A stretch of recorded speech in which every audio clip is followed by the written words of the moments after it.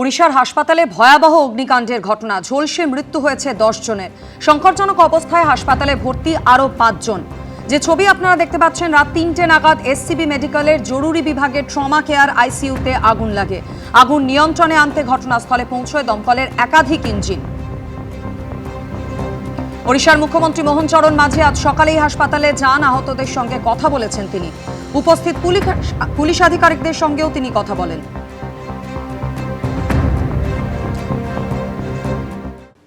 আসছে পরের খবরে। পশ্চিম এশিয়ায় সংঘাত চরমে, বেইরুটে লাগাতার হামলা ইসরায়েলের, তেল আভিভ ইরাকে পাল্টা হামলা ইরানেরও। ইরানের সদ্য মনোনীত সর্বোচ্চ নেতা মোস্তফা খামেনেইয়ের জীবিত থাকা নিয়েও বড়সড় প্রশ্ন তুলেছেন ট্রাম্প। সেই প্রশ্ন উড়িয়ে ইরানের দাবি মোস্তফাকে মস্কোয় স্থানান্তর করা হয়েছে, সেখানে তার সফল অস্ত্রোপচার হয়েছে। দেখতে দেখতে 2 সপ্তাহ পার, ইরানের সঙ্গে আমেরিকা ও ইসরায়েলের যুদ্ধ চরমে। পশ্চিম এশিয়ায় সামরিক সংঘাত মেটার কোনো লক্ষণই দেখা যাচ্ছে না। শনিবারে ইরানের খার্ক দ্বীপে 90টিরও বেশি জায়গায় হামলা চালিয়েছে আমেরিকা। এই হামলা নিয়ে আমেরিকার প্রেসিডেন্ট ডোনাল্ড ট্রাম্পের দাবি, ইরানের গুরুত্বপূর্ণ তেল রপ্তানি কেন্দ্র খার্ক দ্বীপে ব্যাপক হামলা চালিয়েছে আমেরিকার সেনা। এই অভিযানে খার্ক দ্বীপ প্রায় সম্পূর্ণ ধ্বংস হয়ে গেছে। তবে শুধুমাত্র মজা করতে আরো কয়েকবার আঘাত হানতে পারি। ইরানের বিদেশমন্ত্রী আব্বাস আরাকচির দাবি, হামলা চালানোর জন্য আমেরিকা ব্যবহার করেছে সংযুক্ত আরব আমিরশাহীর 2টি ঘাঁটি। আমেরিকার হামলার পর সংযুক্ত আরব আমিরশাহীতে হামলার ঝাঁজ বাড়িয়েছে তেহরান।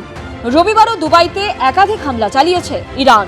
সংযুক্ত আরব আমিরশাহীর ফুজাইরা তেল টার্মিনালেও হামলা চালানো হয়, যার জেরে আগুন ধরে যায় ওই কেন্দ্রে। তেল আভিভেও ক্ষেপণাস্ত্র হানা চালিয়েছে ইরান। পাশাপাশি ইসরায়েল অধিকৃত অঞ্চলেও লাগাতার গোলাবর্ষণ করে চলেছে ইরান। ইরানের ক্ষেপণাস্ত্র হামলার পরে ইসরায়েলের রামলা শহরেও আগুন জ্বলতে দেখা গেছে। ইরাকে অবস্থিত আমেরিকার সামরিক ঘাঁটি লক্ষ্য করেও হামলা চালানো হয়েছে। ইসরায়েলের বিমান হামলার ফলে ইরানের বায়ুমণ্ডলে ছড়িয়ে পড়েছে বিষাক্ত ধোঁয়ার মেঘ। সেই মেঘ থেকে নেমে আসছে কালো বৃষ্টি, জানিয়ে চিন্তায় পরিবেশবিদরা।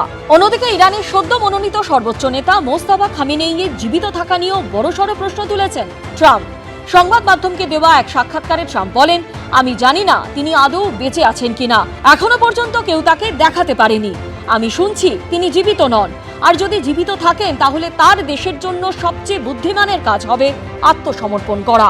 ট্রাম্পের এই দাবি উড়িয়ে দিয়ে প্রশাসনকে উদ্ধৃত করে ইরানি সংবাদ মাধ্যমের দাবি, স্বাস্থ্য ও নিরাপত্তার পরিস্থিতির কথা বিবেচনা করে অত্যন্ত গোপনীয় এক অভিযানের মাধ্যমে মোস্তফাকে একটি রুশ সামরিক বিমানে করে মস্কোয় স্থানান্তরিত করা হয়েছে। সেখানে তার সফল অস্ত্রোপচার হয় এবং বর্তমানে তিনি সেখানকার একটি বেসরকারি হাসপাতালে চিকিৎসাধীন রয়েছেন। যুদ্ধের আবহে হরমুজ প্রণালী বন্ধ, আটকে রয়েছে প্রায় 1000টি জাহাজ। তার মধ্যে রয়েছে প্রায় 200টি তেলবাহী ট্যাঙ্কার।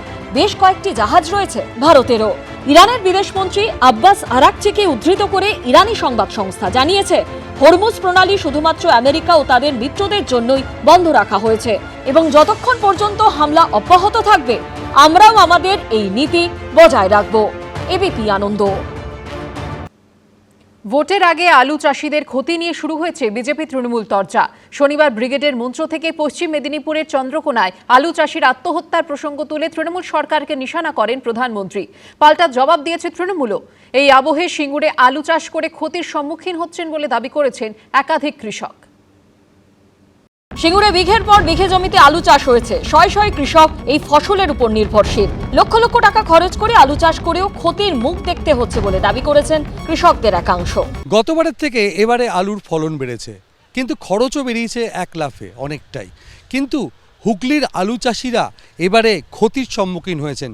দেখা যাচ্ছে বিঘা প্রতি প্রায় 15 থেকে 16,000 টাকা ক্ষতি হচ্ছে তাদের। শনিবার সকালে সোশ্যাল মিডিয়ায় কৃষক দিবসের শুভেচ্ছা জানিয়েছিলেন মুখ্যমন্ত্রী।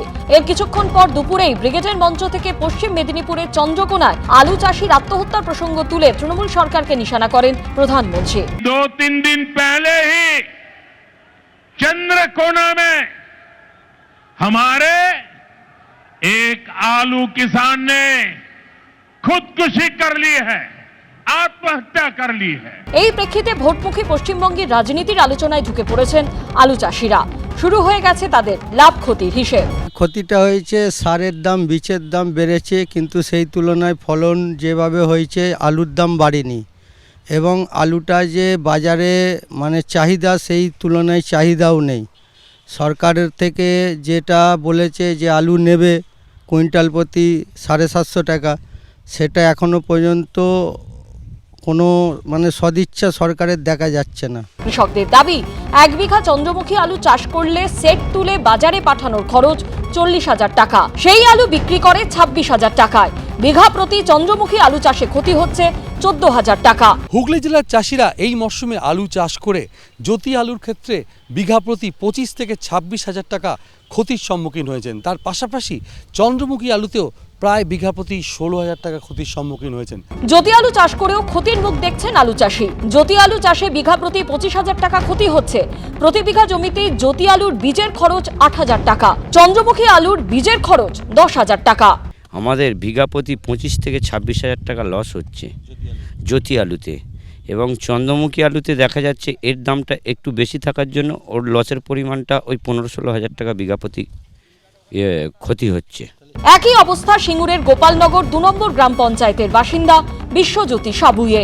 তিনি জানিয়েছেন, গত বছর 50 কেজি সারের দাম ছিল 1,450 টাকা, এই বছর সেই সারের দাম হয়েছে 2,100 টাকা।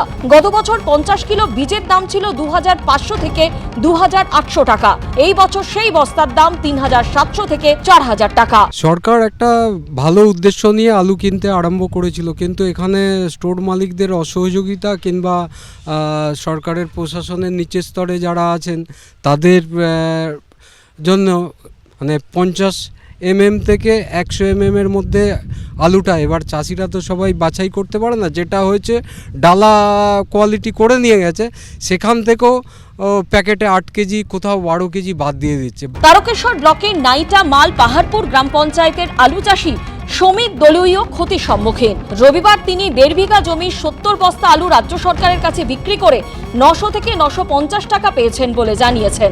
এই কোল্ড স্টোরেজে সরকারের পক্ষ থেকে আলু কেনা হচ্ছে চাষিদের কাছ থেকে। আমরা এই মুহূর্তে রয়েছে সেই কোল্ড স্টোরেজে, সেখানে দেখা হচ্ছে যে আলুর যে আকার অর্থাৎ আলুর যে সাইজ এবং ওজন সেগুলো পরীক্ষা করে দেখা হচ্ছে। বীজ লেগেছে, এটা দুটো 3খানা বীজ লেগেছে, মানে 3খানা 1.5খানা করে 3খানা চন্দ্রমুখী 1.5খানার দাম নিয়েছে আপনার 6,000 টাকা। লোন দেয় না, ভাগের জমি তো, আমরা তো লোন দেয় না, আমাদের যা হয় গতরে খেটে খুটে ক্ষতি হলো তো বটি। মমতা বন্দ্যোপাধ্যায় সরকার আলু সংগ্রহ প্রকল্পকে চালু রেখেছে, 950 টাকা করে ন্যূনতম সহায়ক দেওয়া হচ্ছে তাদেরকে। পশ্চিমবঙ্গের গুরুত্বপূর্ণ অর্থকরী ফসলগুলোর মধ্যে একটি আলু। হুগলি, বাঁকুড়া, বর্ধমান, পশ্চিম মেদিনীপুরে পশ্চিমবঙ্গের মধ্যে সবচেয়ে বেশি আলু চাষ হয়। শনিবার প্রধানমন্ত্রী পশ্চিম মেদিনীপুরে আলু চাষির আত্মহত্যা নিয়ে সরব হয়েছিলেন।